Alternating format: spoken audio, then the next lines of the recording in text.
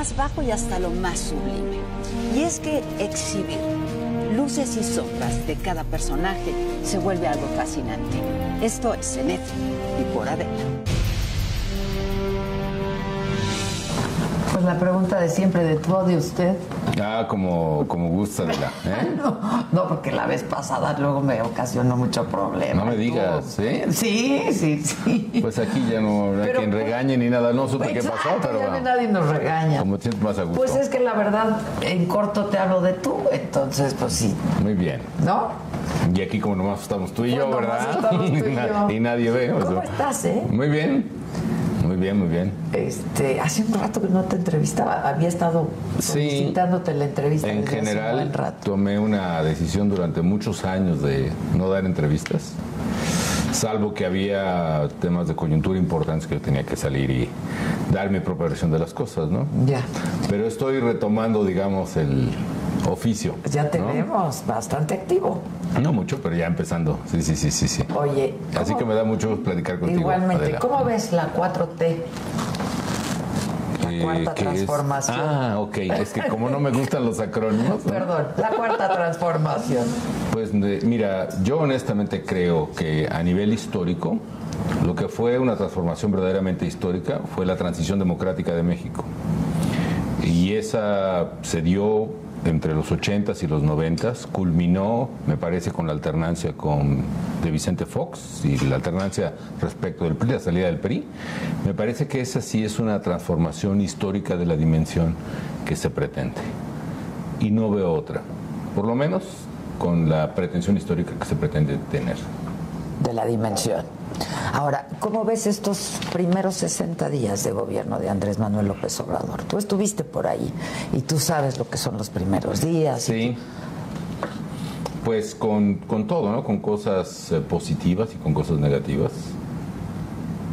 Me parece que las decisiones que rodearon la toma de posesión fueron decisiones complejas y honestamente desafortunadas. Me parece, por ejemplo, que la decisión de cancelar el Aeropuerto Internacional de la Ciudad de México es una decisión que le va a costar al país muchos puntos de crecimiento económico, lo que se traduce en millones de empleos, en el turismo, en el comercio, en la inversión. Y otras decisiones, de este tipo de decisiones impactan la percepción que hay sobre México por parte de inversionistas, de turistas, de agencias, de colocadores de fondos de inversión, etcétera. Me preocupa también que el presupuesto destinado a infraestructura general, destinado a salud, destinado a cultura, el presupuesto destinado a seguridad incluso, ha sido el más bajo en mucho tiempo y eso va a repercutir también en muchas cosas. No es lo mismo destinar algo más al proyecto de la Guardia Nacional, que además a mi juicio puede ser insuficiente, a dejar a los estados y municipios sin presupuesto adicional para seguridad e incluso reduciéndole las partidas. En ese sentido también el golpe al federalismo y al municipalismo es un golpe muy fuerte y creo que sin precedentes en varias décadas.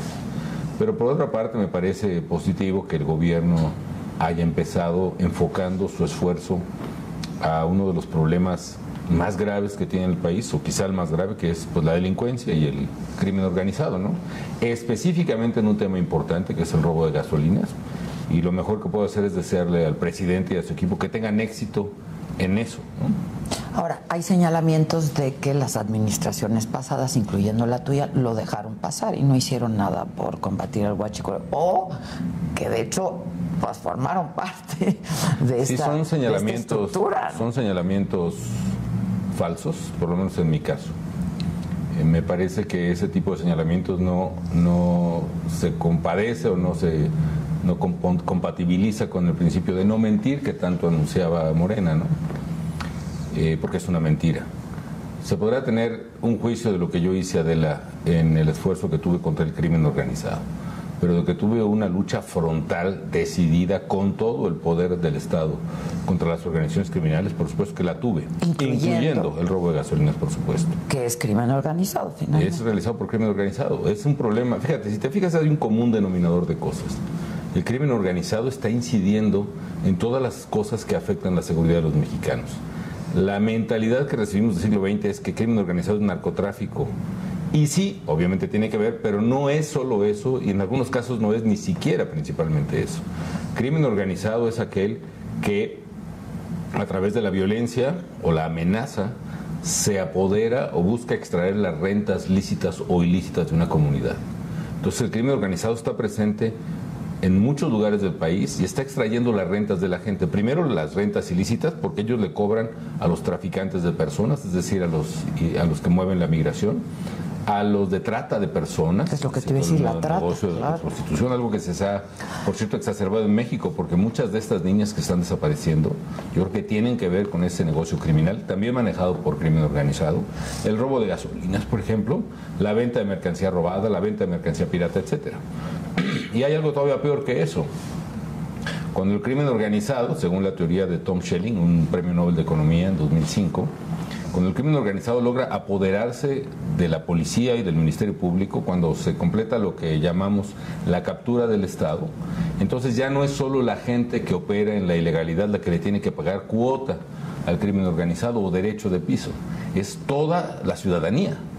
Y la razón es que no hay un Estado, no hay una autoridad al que uno le pueda reclamar protección, porque si está en manos de criminales, claro. Cuando algún ciudadano valiente va y denuncia al Ministerio Público que lo están extorsionando, por ejemplo, todavía no sale de la oficina del Ministerio Público y ya está recibiendo una llamada en su celular: oye, nos pusiste el dedo, vas a pagar, etcétera, etcétera. Entonces, bueno, vuelvo al tema, qué bueno que él enfrenta al crimen organizado, qué bueno que se está dando cuenta de la dimensión del problema y ojalá tenga éxito en esta que él ha declarado su primera batalla, que es contra el robo de gasolina. En ese sentido, que después será, pues seguramente, pues el huachicoleo de salud y etcétera, etcétera. Mira, ¿no? Me parece, dicho además con prudencia y con respeto, que a medida que avance en la información que se tiene en la Presidencia de la República, él se va a ir dando cuenta que es un entramado complejo.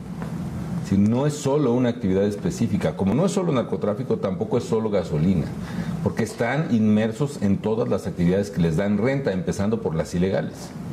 Y cuando él se dé cuenta, creo que va a descubrir que es importante que el Estado enfrente a esas organizaciones, capture a sus líderes y a sus integrantes y recomponga a toda velocidad y con toda fuerza policías y ministerios públicos confiables, que es lo que yo traté de hacer y que es exactamente lo que tanto me criticaba, ¿no? Ahora, ¿por qué no se pudo hacer durante tu administración, Felipe?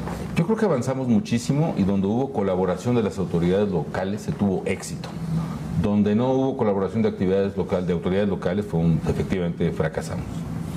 ¿En qué casos? Por ejemplo, cuando se cumplió la triple estrategia que teníamos en práctica: primero, enfrentar a los criminales; dos, reconstruir las policías y ministerios públicos, es decir, las agencias encargadas de seguridad y justicia con gente confiable, eficaz y bien pagada; y tercero, reconstruir el tejido social.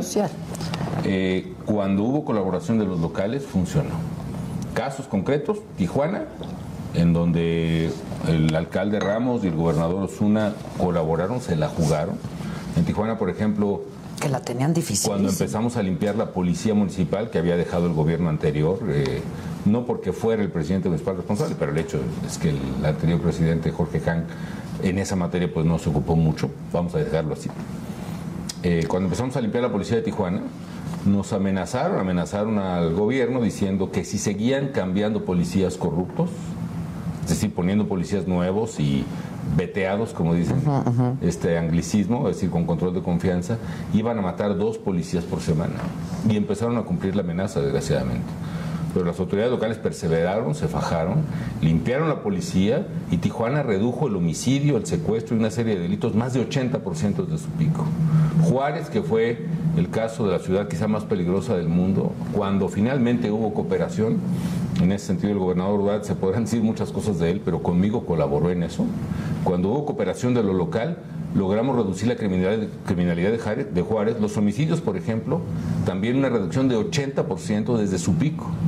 Y el tercer caso muy emblemático es la zona metropolitana de Monterrey, que también se llevó a un momento de caos.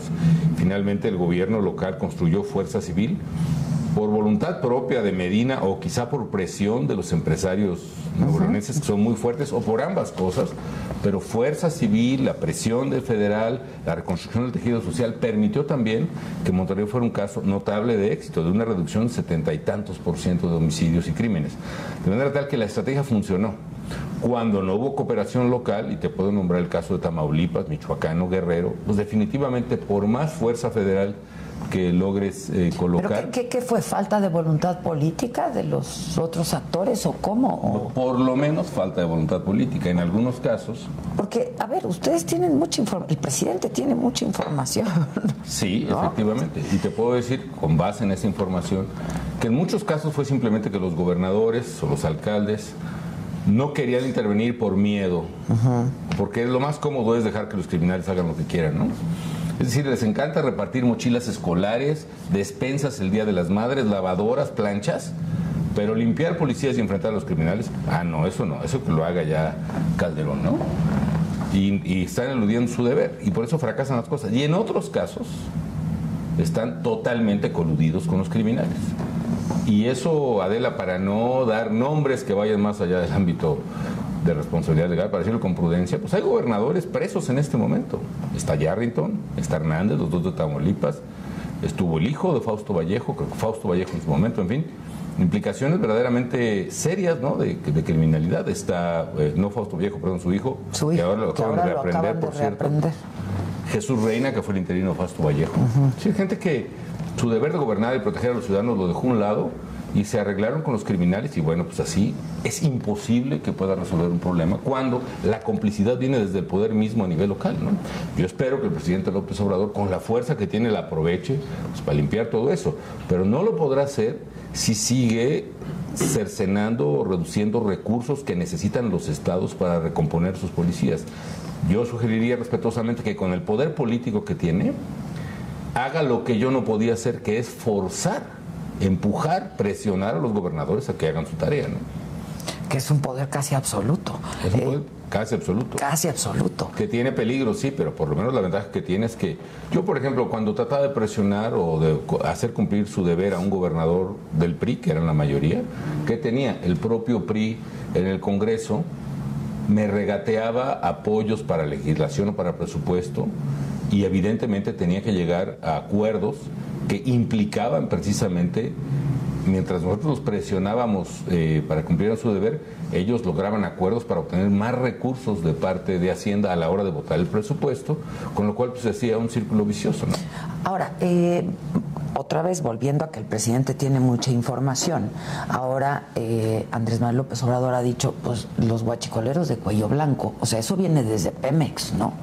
Yo creo que debe venir de Pemex. En mi caso, la verdad pero es que sin él, yo creo. En tu caso... No, la verdad es que nosotros, en el caso nuestro, hicimos un esfuerzo enorme de depuración ahí en Pemex. Sí debe haber vínculos del sindicato, desde luego, pero otra vez, Adela. Imagínate, en mi circunstancia, yo, presidente de la República, el partido, la fuerza mayoritaria de oposición, que era la del propio López Obrador, buscando mi propia renuncia y teniendo que negociar día con el PRI. El sindicato de Pemex, sus líderes eran senadores y diputados del PRI. Si yo hubiera tratado de intervenir en una refinería y hecho un lado de un manotazo al sindicato, no tenía el apoyo político para hacerlo por parte del partido que tenía la mayoría en el Congreso. El presidente sí la tiene, qué bueno que puede hacer, lo que yo no pude hacer en mi momento. Por cierto, ha dicho que el sindicato de Luz y Fuerza era el mejor sindicato y ha sido el mejor sindicato del mundo. ¿Qué piensas de esto de México? Mira, no voy, como dice el propio presidente, no voy a caer en... No voy a enganchar. El sindicato de Luz y Fuerza, el SME, sí pudo haber sido un sindicato democrático, sí lo era, pero era un sindicato también muy abusivo con los mexicanos. Y en ese abuso, pues llevaron a la quiebra a Luz y Fuerza, y la quiebra implicaba que teníamos que pagar en aquel tiempo más o menos un subsidio, arriba de lo que paga la gente de la Ciudad de México, el Estado de México, Hidalgo, Puebla, Morelos, arriba de lo que paga de electricidad en su recibo, había que darle a la empresa un subsidio de más o menos $5,000 millones de aquel tiempo. ¿Por qué razón? Porque había una serie de cláusulas en el contrato y en el comportamiento del SME que hacían imposible la eficiencia de la empresa. Por ejemplo, la empresa no podía ganar productividad, no podía ser más eficiente. Porque, ¿cuál es la lógica de ser más eficiente? Que produzcas más electricidad en este caso, o vendas más electricidad, o tengas más clientes con menos, ¿no? O con lo mismo. Claro. Eso es ser más productivo. Por definición, el sindicato nunca dejaba eso, porque si había más clientes, a fuerzas teníamos que contratar más trabajadores del sindicato. Un ejemplo. Y ejemplos verdaderamente absurdos, ¿no? Por ejemplo, los trabajadores del área rural, que ya no hay mucha área rural, por ejemplo, en la Ciudad de México, pero pues tenían derecho a que a la empresa les comprara un caballo cada 2 años. Y claro, había, entre ellos el líder sindical, por cierto, pues que tenían su lienzo charro y sus caballerizas. O casos donde la inflexibilidad del contrato, por ejemplo, si una cuadrilla de 10 trabajadores, que además tenía que ser, haz de cuenta, de 10 trabajadores, aunque ahora con la tecnología de canastillas, etcétera, lo puedes hacer con 1 o 2, un arreglo, tenía que ir toda la cuadrilla. Si se poncha una llanta de la cuadrilla, según el contrato colectivo, tenían que cambiar la llanta, pero ninguno podía cambiar la llanta, había que llamar a otra cuadrilla de emergencia. Y si por algún caso necesitaban cruzar de una delegación a otra, es decir, cruzar Insurgentes y pasar de Benito Juárez a Álvaro Obregón, había que pagarle a toda la cuadrilla viáticos, es decir, alimentos, hotel y tintorería. Y una serie de abusos pues, que hacían que esa empresa fuera totalmente inviable. Entonces, el sindicato sí pudo ser democrático, un sindicato muy, muy, muy abusivo. Y evidentemente eso llevaba a la compañía de todos los mexicanos a la quiebra. Es más, luego al sindicato, ya que habíamos ganado los mexicanos un fallo de la Suprema Corte diciendo que había sido correcta y legal, se les había liquidado correctamente. En promedio les pagamos de liquidación 2 años y medio de sueldo. 2 años y medio de sueldo. El gobierno anterior, inopinadamente, a mi juicio, pues les hace un arreglo con una empresa privada sin licitación y les da el manejo de los recursos más importantes que eran de Luz y Fuerza, presas, plantas, etcétera, ¿no? En fin, ojalá, aparte de Luz y Fuerza, la intervenimos a sabiendas de que había un riesgo enorme para la población, pero tomamos todas las medidas para evitar el riesgo, porque el sindicato tenía el control del suministro de energía. Que es un poco lo que está pasando con la gasolina ahora, ¿no? Pues yo te diría que no. O sea, nos dejaron sin gasolina, a eso me refiero. Creo, pues, pudieron haber intervenido las refinerías y los ductos sin meter al país en el lío de abasto que nos metieron. Yo creo que ahí debe reconocerse, ojalá lo hagan algún día, como errores de planeación de una contingencia que se iba a presentar. Los datos ya son públicos, son datos de la Secretaría de Energía, y que dicen que antes de decretar o de empezar este esfuerzo, esta lucha contra el huachicol, que fue por ahí del 26-27 de diciembre, las terminales de abastecimiento en varios lugares estaban totalmente vacías. En mi caso, en mi tierra, en Morelia, en León, en Guadalajara, en Aguascalientes, en fin, eran más o menos, creo que 10 terminales totalmente vacías, de más o menos 60 que componen el sistema, o menos incluso. Lo cual, si vas a echarte una operación de esas, pues tú prevé que estén llenas, induce a los automovilistas que carguen sus coches, etcétera. Les dices que vas a iniciar un esfuerzo sin precedentes y que bueno que sea contra el robo de combustible, pero que tomen sus precauciones, ¿no? Y no anuncias una medida en la época de mayor demanda de gasolina del país. En diciembre, Adela, todo mundo consume más gasolina. ¿Por qué? Porque vas a comprar los regalos de Navidad, porque te vas a las compras, porque te vas a la fiesta de la oficina, porque tienes cena y luego te vas de vacaciones. Todo mundo racionalmente hace eso. La compra de gasolina aumenta más o menos un 30% en diciembre. Todos en el gobierno, o bueno, los que hemos estado en el sector de energía y en el gobierno lo sabíamos. En fin, no es igual. Aquí en la Ciudad de México, cuando interviene Luz y Fuerza, se pudo haber quedado sin luz toda la Ciudad de México. A eso me refiero, o sea, haciendo un símil, bueno, ustedes no nos dejaron sin luz, pues. Exactamente, y fue una cosa de previsión, Adela. Nos sentamos a trabajar previendo todos los escenarios y tomando las medidas correctas para evitar el desabasto. Oye, a propósito de tu tierra, lo que está pasando ahora en tu tierra, con la toma de las vías y etcétera, etcétera, es un problema serio. Es un problema serio y yo digo que es un problema en 2 dimensiones. A ver. El problema per se para mi pobre Michoacán, ¿no? Que lo están esquilmando grupos de poder. Entre otros la CENTE, la Coordinadora Nacional de Trabajadores de la Educación. ¿Por qué? Porque prácticamente han secuestrado los trenes, ¿no? Tienen secuestrado a Michoacán y lo van a liberar cuando le den dinero. Pues eso es un secuestro. Pues aparte del daño económico que se le hace a un Estado que de por sí está quebrado, como es el caso de Michoacán, por errores, abusos, la verdad las administraciones perredistas fueron un desastre. aunque hay gente muy buena y muy honesta, como fue el caso de Lázaro Cárdenas. Pero bueno, luego después de la del PRI también, en fin, es una bola de nieve que Michoacán tiene un problema financiero brutal, no vamos a hablar de eso ahorita, pero se va a agravar con esto de los maestros. Ese es el problema menor, diría yo. ¿Cuál es el problema mayor? Dos problemas mayores. Uno, que se está lanzando los incentivos correctos en la sociedad. Es decir, tú recuerdas que Ricardo Monreal, cuando vino el tema de las comisiones bancarias, otro error ahí del gobierno o del equipo gobernante, sacaba mensajes así sentado leyendo, muy serio, diciendo, estoy leyendo el libro de Acemoglu y Robinson, ¿no?, de ¿Por qué las naciones fracasan? Bueno, lo que dice ese libro no es exactamente lo que decía Ricardo Monreal. Lo que dice el libro es que las naciones fracasan cuando hay instituciones extractivas, es decir, prácticas en la sociedad donde un grupo minoritario le chupa, le saca la renta a todos los demás. Y explícitamente Acemoglu y Robinson hablan de los sindicatos rentistas. La coordinadora es un sindicato rentista, secuestra, en este caso las vías, pero puede ser las calles, puede ser las carreteras, para sacar el dinero de todos los mexicanos.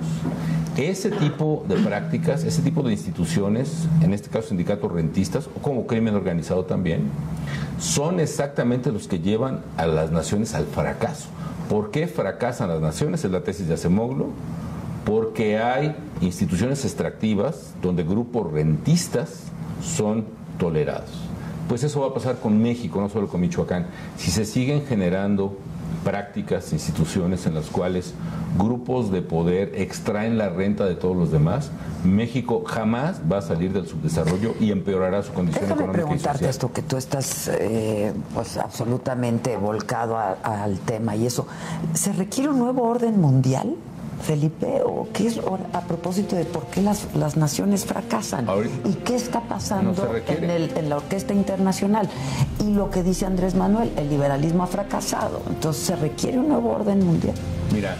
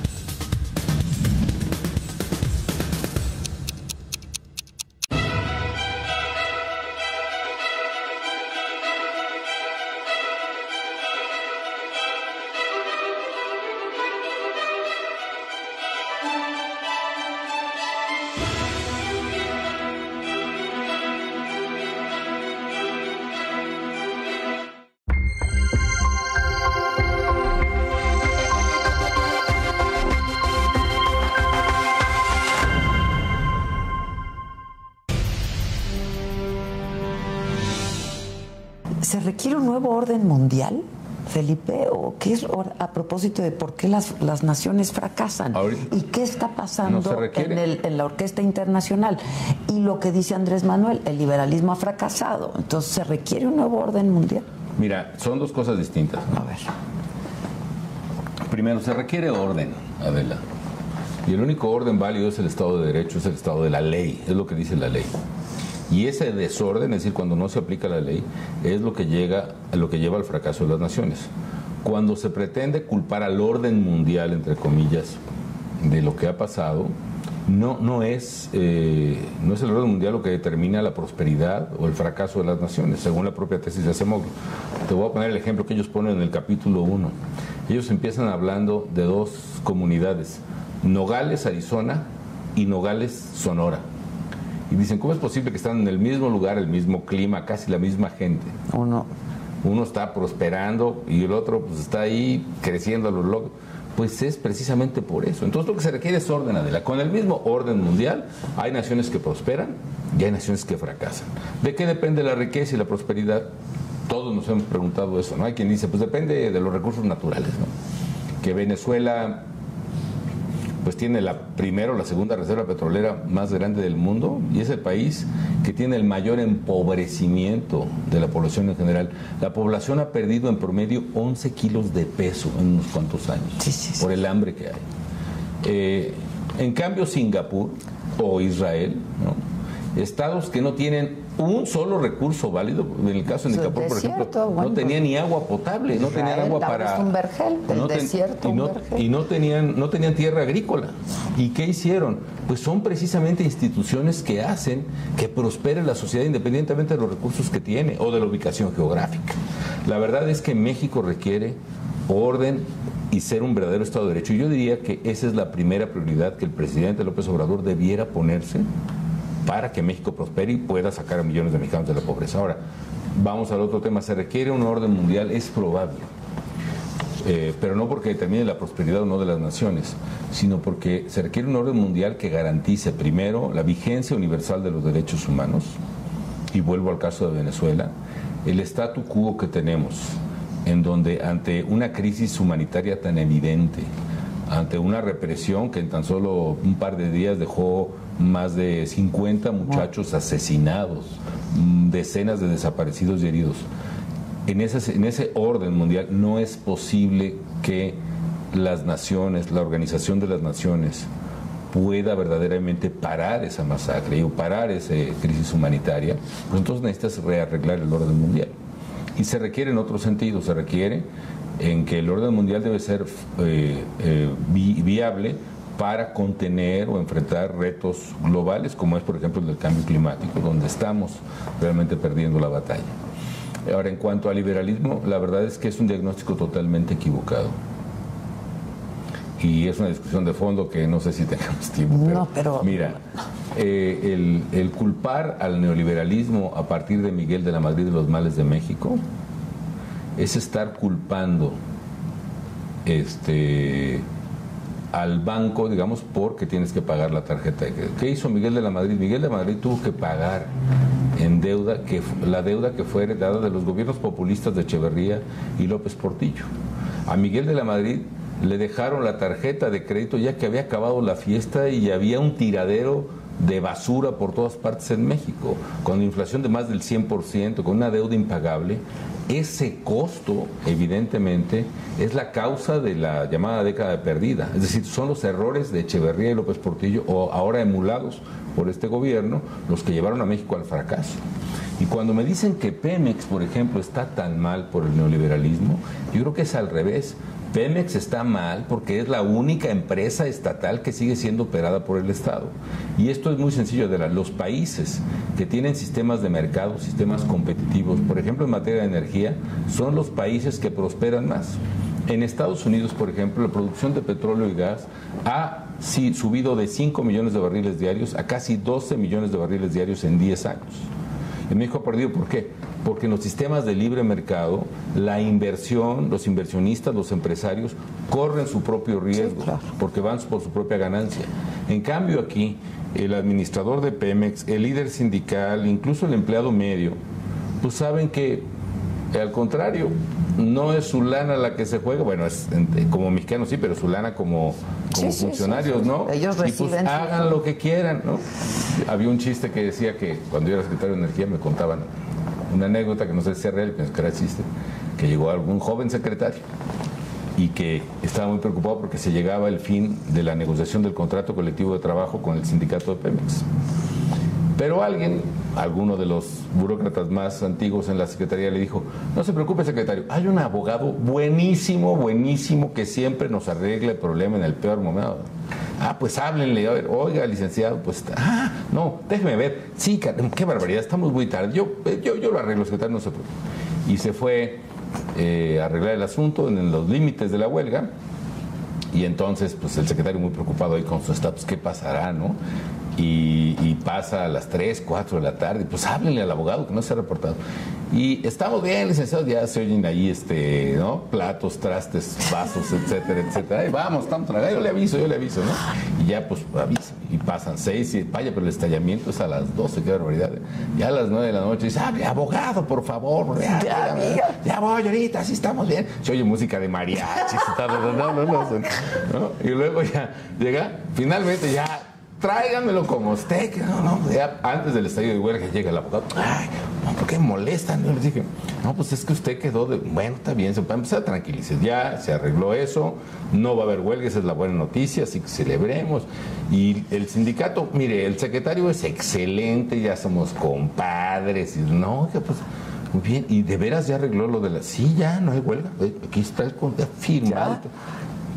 No, pues entonces usted esté muy fregón, ¿no? ¿Y cómo le hizo? No, pues les di todo lo que pedían. Ya.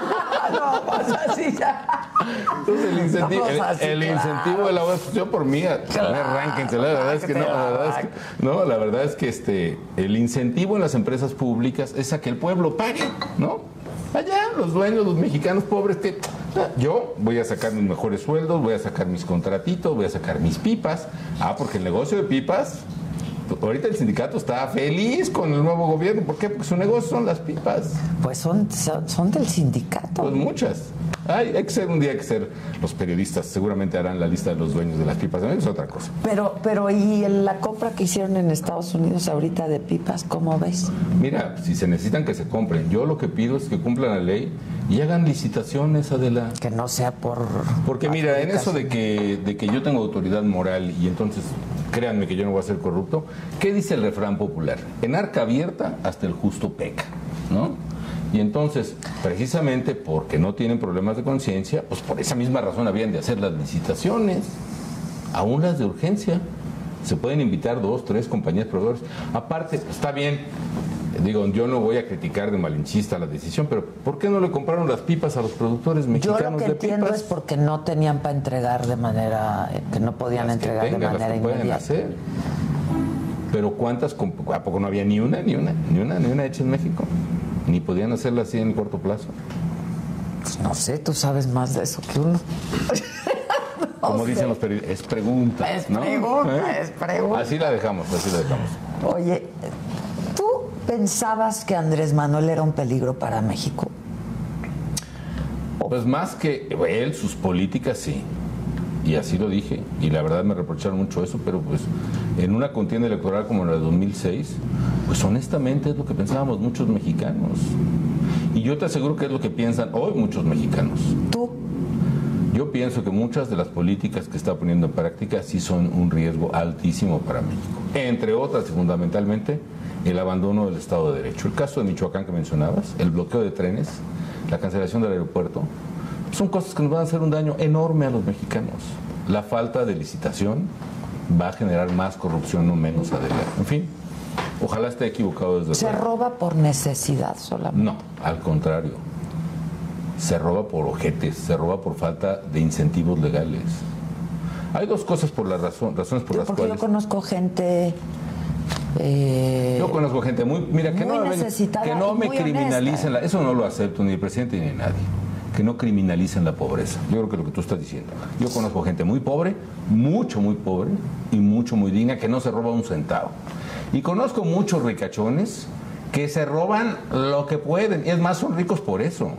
A menos que vengan con ese cuento de que la pobreza es, o que robo es por necesidad. No, desde luego debe haber. No, otra vez vuelvo al sistema de incentivos y al Estado de Derecho. En el Estado de Derecho, la prosperidad se da porque el gobierno se encarga de que el que cumpla la ley le va bien, y el que viole la ley le va muy mal, ¿no? Tú quieres vender gasolina legalmente,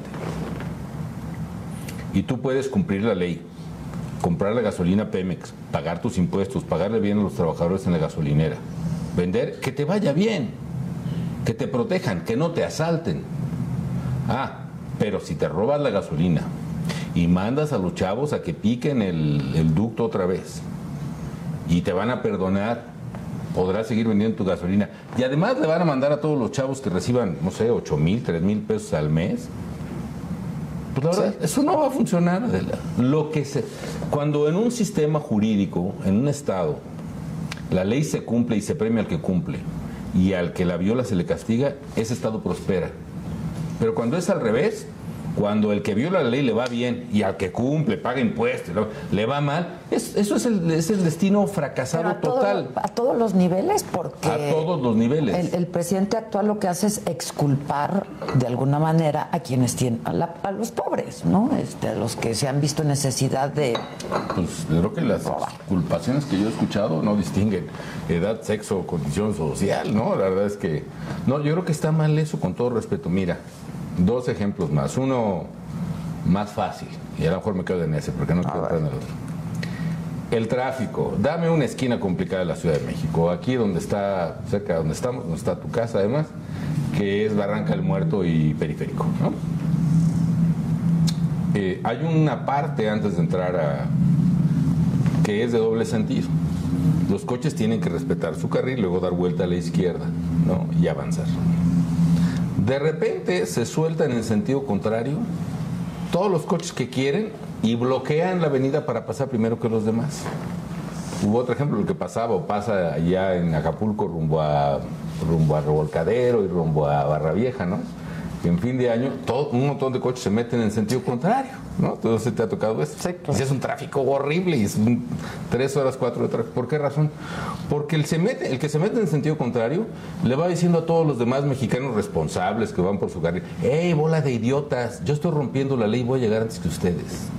Y como todo mundo ve que a ese tipejo le va bien, ahí van todos en sentido contrario.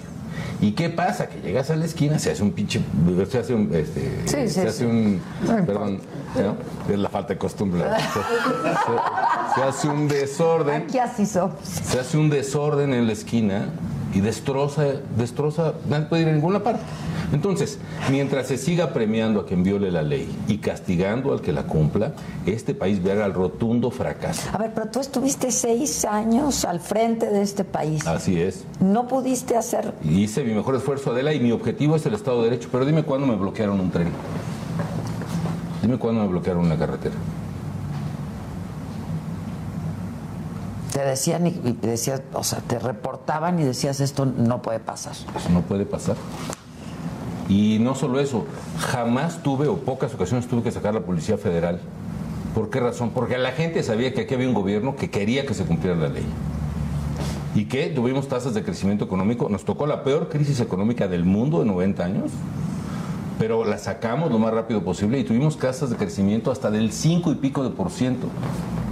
Ahorita andamos pergeñando el 2 y ya nos dijo el que no vamos a llegar, que con trabajos al 1. Y el Banco de América dijo vamos con trabajos al 1. Y es muy probable. Las importaciones ya cayeron en diciembre y enero, lo cual es un reflejo de que va a caer la economía en esos meses. Es muy probable que tengamos un muy mal año. Y no se ha medido todavía el efecto de la gasolina, porque la gasolina dañó muchas actividades. Yo fui a la Mariposa Monarca, que recomiendo que todo el mundo vaya a Michoacán. Me decían los hoteleros: oye, Felipe, la verdad es que es la peor, tenemos la mejor temporada de mariposas en 4 años y es la peor temporada de turismo porque no hay gasolina.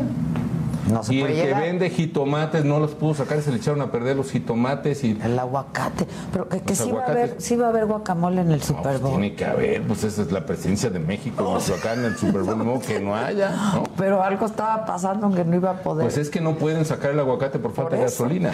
Pero que sí va a haber, ¿no? Pues ojalá y sí, porque sí sería... ¿A quién le vas?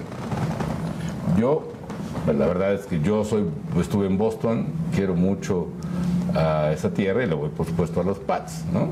Y pues con ese quarterback que está increíble. Bueno, un día Margarita lo conoció así, como dice, güey, ¿quién es ese? No es cierto. Sí, pero eso es historia. No, sí, Tom Brady. Sí, un gran tipo, La Márgara. No, yo dije, ¿quién es ese? No, ella sí sabía, pues la que sabe de fútbol americano es ella. ¿Quién es ese? No, pues sí, como siempre. Ella es súper fan del americano. Sí, súper fan, súper buena para el americano. Entonces le voy a los Pats. Con todo respeto para los demás equipos, es que ya irle a los Pats ahora es como a la América, sí, pero bueno, exacto, ni modo. Exacto. Pero sí le voy a los Pats desde hace muchos años. ¿No? Desde que estudié en Boston, la maestría en políticas públicas de administración pública, en el 99-2000 ya le iba a los Pats. Quiero mucho al dueño, a Bob Kraft, que se me hace un tipo súper inteligente, sencillo, generoso, en fin. Y tuve la oportunidad de conocerlo ahí en Boston, precisamente después de la presidencia, nos invitaba ahí al estadio. Cuando vinieron a jugar los Pats al Azteca, nos invitó aquí al palco que tuvieron ellos. Así que sí le voy a los Pats, aunque vaya, no sea específicamente fan de Tom Brady, pero la verdad está en su mejor momento. Márgara, sí. ¿No? ¿Qué va a pasar con Márgara y contigo? A ver, ¿qué onda con el partido? ¿Se va a poder hacer?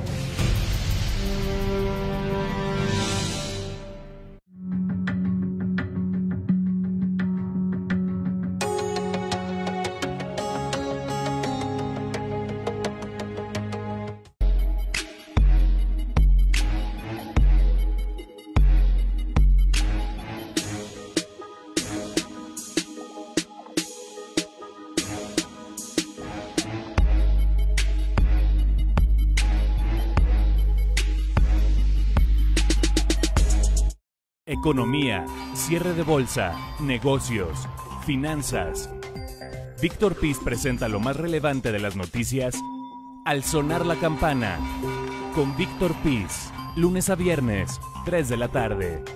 Porque reconoces lo importante, el financiero Bloomberg.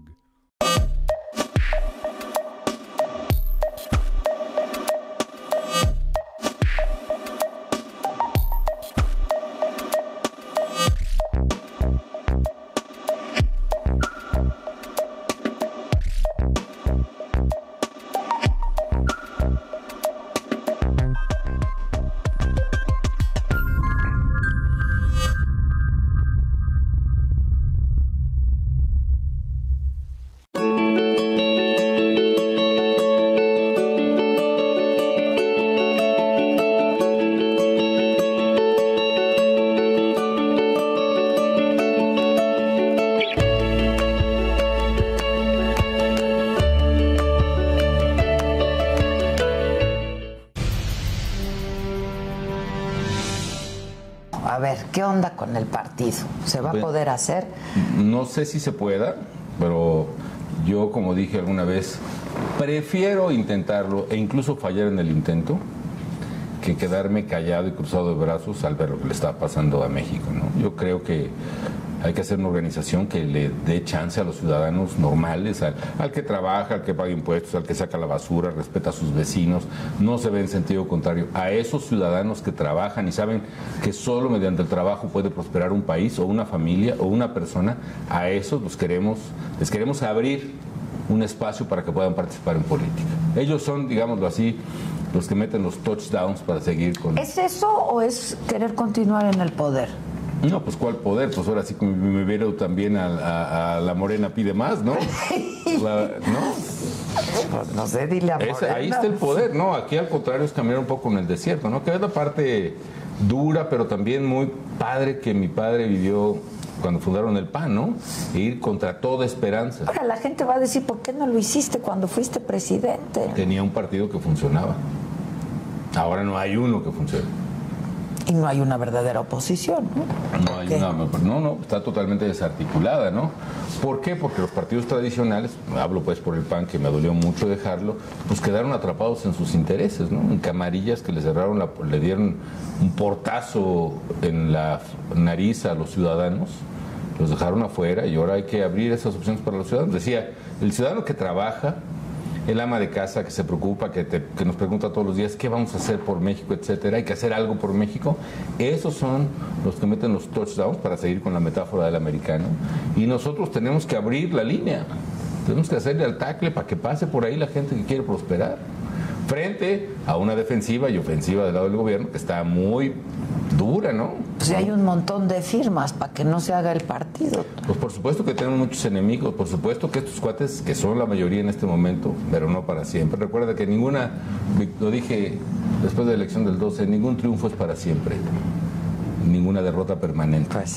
Ahora que son mayoría, por supuesto que les preocupa que nos organicemos. Para mí es una perfecta ¿Pero señal. a quién le preocupa? ¿Al gobierno le preocupa? Al gobierno y a los radicales de Morena. No, pues por supuesto que están bien preocupados. Por mí que sigan firmando lo que quieran.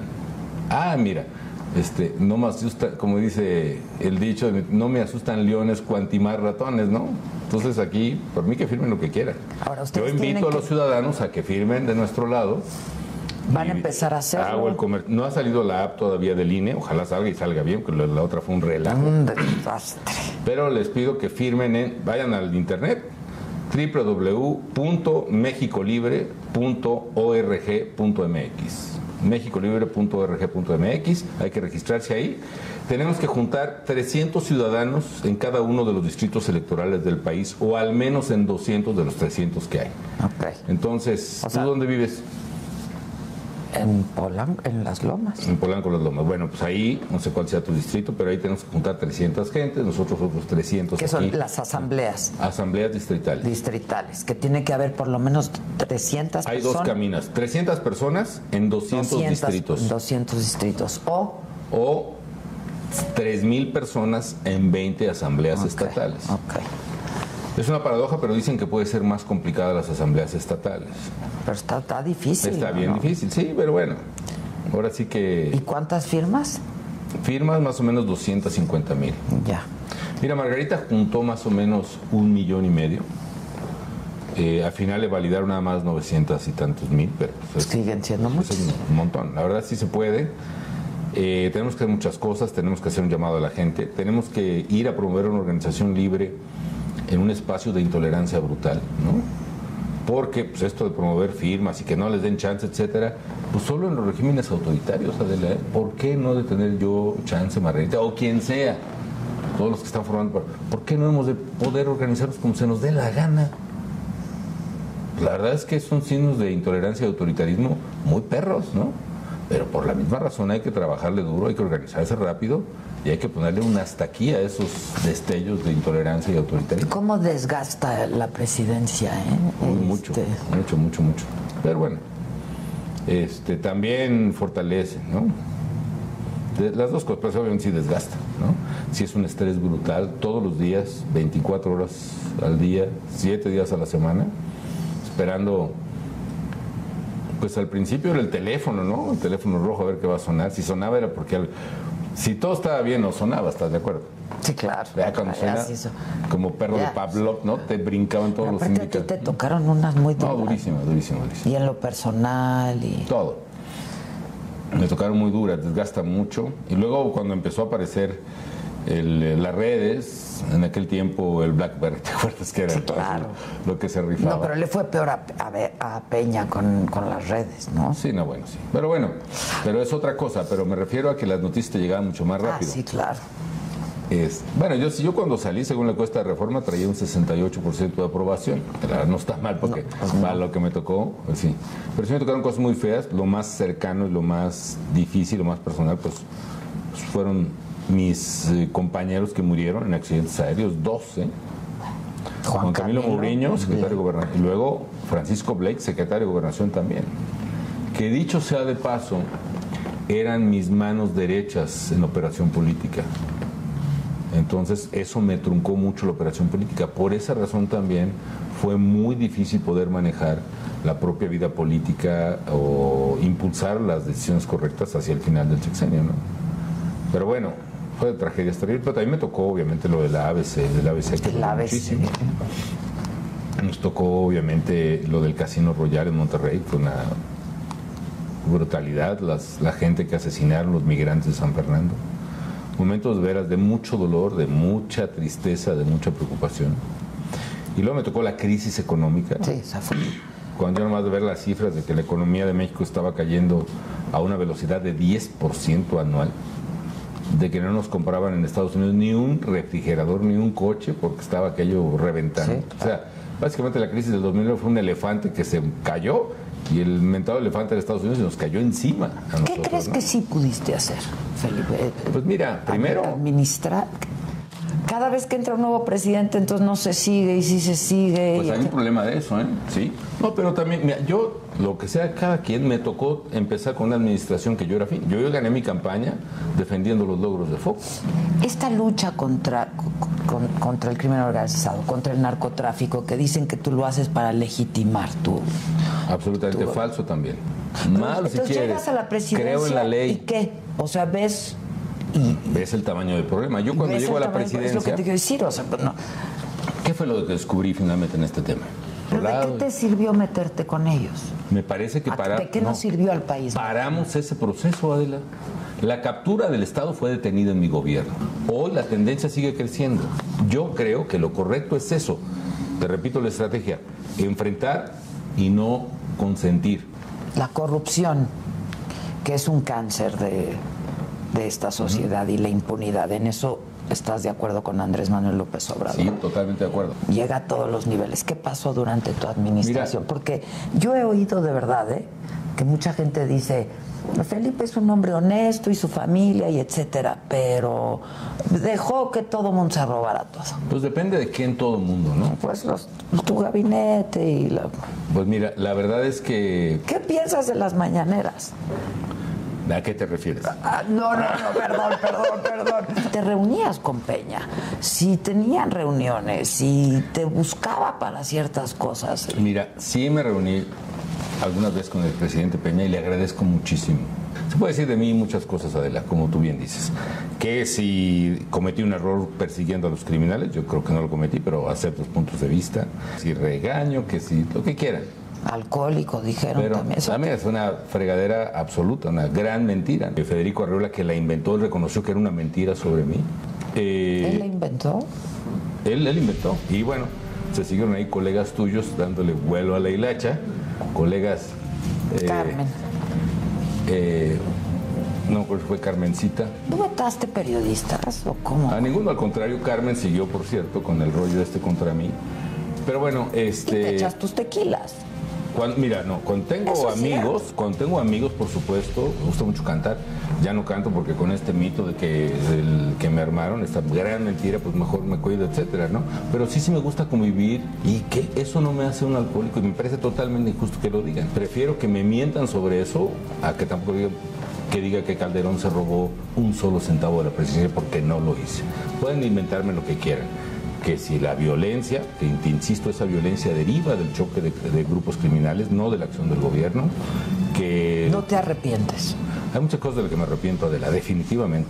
¿De qué? Porque ¿Se pues puede un chorro. decir? Pero mira, como mal católico que soy, me las guardo para el confesor, no para la prensa, ¿no?